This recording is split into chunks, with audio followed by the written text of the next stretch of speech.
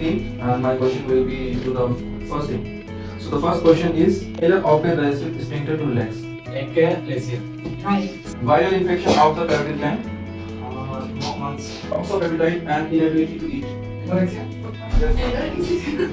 I'm from 13 and my question is to 4th grade. Inflammation of both the stomach and the small intestine. Gastroenteritis. Inflammation of the liver. Hepatitis.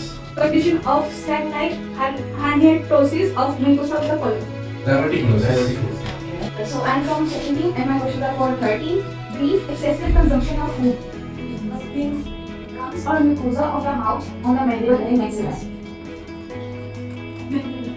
So I'm representing the first team, and my question is for the second team. Food that has been swallowed and makes with water digestive enzymes and is passing to respond intestines.